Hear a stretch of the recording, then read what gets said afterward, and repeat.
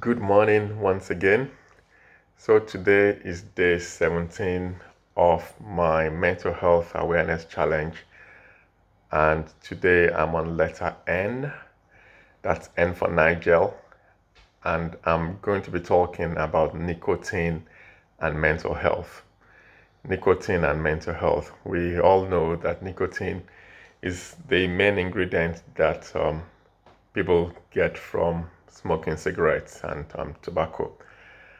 However, that nicotine, a number of people say that nicotine is something that they find helpful in terms of the fact that it relieves anxiety, it makes them feel less stressed.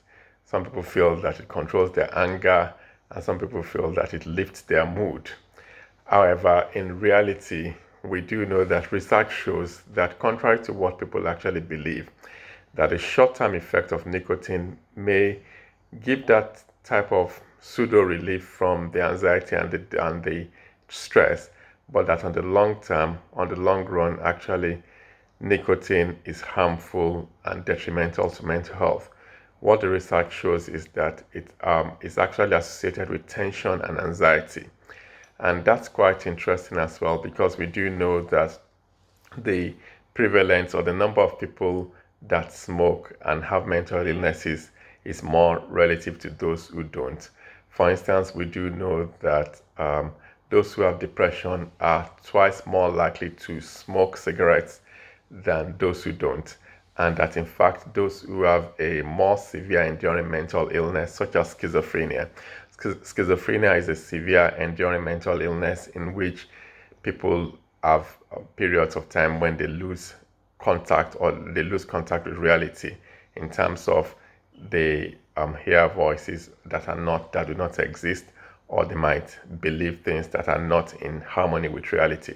So schizophrenia is a severe enduring mental illness, but we do know that people who suffer from schizophrenia are 3 times more likely to smoke than people who don't have that condition. So really, nicotine and smoking is a very apt thing to discuss. It's a very relevant thing in terms of mental health. So really, the question to ask is, what can people do? What's the harmful effect of nicotine on mental health? We know that, contrary to what people now believe, that indeed what nicotine does is that it acts on the brain areas that releases a chemical called dopamine. Dopamine is like a happy chemical in the brain. It lifts the mood. However, what nicotine actually does is that it sort of compromises the brain's natural system of producing its own dopamine. So the brain progressively then depends on the nicotine to produce dopamine in a way that it's not natural. And then people then become dependent in the sense that without nicotine they are not able to function. They become agitated, they become angry, they become irritable, they lose concentration, they might even have nausea, they might have headaches, they might be very brittle in their moods. And when they then smoke, those symptoms are relieved, and they then come to the wrong or erroneous impression that it was the smoking that relieved their tension. But the reality is that it was actually the nicotine, the smoking, that caused the tension and the anxiety in the first instance. So what are the benefits of stopping smoking, particularly for mental health? People who stop smoking find that, in fact, stopping smoking can have an antidepressant-like effect, in which the mood automatically lifts of its own accord, in which people feel less stressed, and in which people feel less anxious. What we also do know is that stopping smoking can also be associated with an improvement in the quality of life. People just feel better in their own feeling of well-being. Of course, we also do know that stopping smoking has a very positive effect on physical health on the long run. For instance, people who smoke are more at risk of long-term conditions such as chronic obstructive airway disease, in which the lungs are destroyed, the fibers of the lungs, or the air exchange systems of the lung, are destroyed permanently and inevitably, and eventually the respiration continues to get, the breathing continues to get more and more compromised on a long term. Of course, we also do know that smoking is associated with lung cancers, it's associated with heart attacks, it's associated with hypertension, it's associated with various physical health conditions.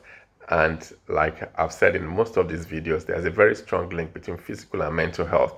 Most of those long-term conditions that I've mentioned are actually also associated with poor mental health. So when physical health goes down, inevitably, it's only a matter of time before mental health also goes down. So when somebody stops smoking, you're actually doing yourself a double favor in terms of you are improving your physical health, which will in turn improve your mental health. And then there's also a direct effect on mental health. The other thing to note about nicotine and mental health is that stopping smoking could actually help those who are on mental health medications such as antidepressants and antipsychotics for the doses of those medications to be reduced. Because what happens with nicotine is that nicotine actually helps to quicken the rate at which the body gets rid of those medication. So it makes them less effective. That's the simple way to put it. So when people stop smoking, it means that the dose of their medication can actually be reduced safely. And the other thing to note is that if you are on any mental health medication, for instance, and you've decided to stop smoking, or you have actually successfully stopped smoking, or you are aiming to stop smoking and you've started to do that, it's very important that you inform your prescriber, be it your doctor, or your consultant psychiatrist, or whoever is prescribing.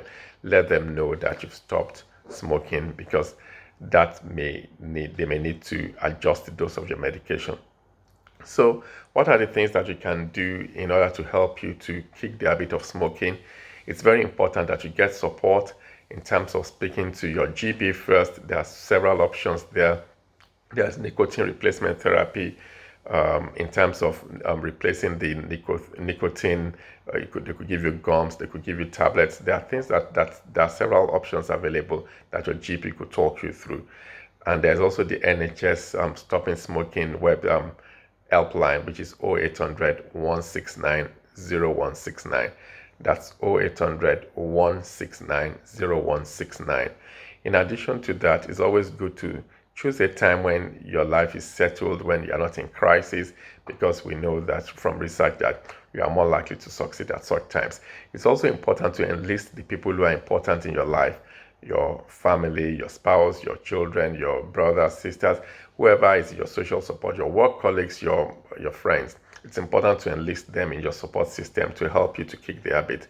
And also, if they are smokers, then it's important to encourage them to go on the journey with you to stop smoking, or actually to let them know that you need their support. So, because one of the things that they can do is to try to avoid smoking where you are, because that can then prevent you from it can limit your trigger and limit your risk of then relapsing. So in terms of the other thing you can do for yourself is to avoid the triggers. Some people associate smoking with a particular place or a particular event. For instance, we know that those who smoke are more likely to also use alcohol and to use illicit substances. So if it's a pub you go to, or if it's a group of friends that you see that trigger you, then try and avoid those situations with a view to completely stop smoking. The other thing is a healthy lifestyle generally, in terms of using exercise, using music, using volunteering, using the things that you enjoy to distract yourself might also be a way to try to maintain your period of abstinence. Adequate sleep, good diet, high fiber diet, drinking plenty of water and juices, all of those are very important to deal with craving and to limit the risk of you relapsing back to the use of nicotine cigarettes. And the thing to remember is, even if you have a relapse, do keep at it. Some people need to try a number of times before they succeed, but the important thing is that you know why you are doing it. You are doing it both for your physical health and for your mental health. So keep at it until you succeed. There are also talking therapies. We now know from research that cognitive behavioral therapy, for instance, even for those who don't have a mental illness, can be helpful in developing a different mindset towards smoking and to overcome the hurdle of smoking. So really, the summary of today's video is that smoking is not only harmful for physical health, but also mental health. contrary to what people believe, smoking only causes a very short-term relief, but long-term difficulty in terms of mental health. And that the short-term benefits that people think that they get transiently from smoking with in terms of their mental health is actually heavily outweighed by the consequence of physical difficulties that result from the smoking. So, like I said earlier, the NHS England website to consult, or the number rather, it's 0800 169 0169. That's 0800 169 0169. So I look forward to recording tomorrow's video, and tomorrow, which is day 19 now, or day 18, day 18, I will be recording a video on obsessive compulsive disorder, OCD. So if that's a condition that you know somebody is dealing with or that you are dealing with, that's what I'm going to be talking about. Do have a good day, and see you tomorrow.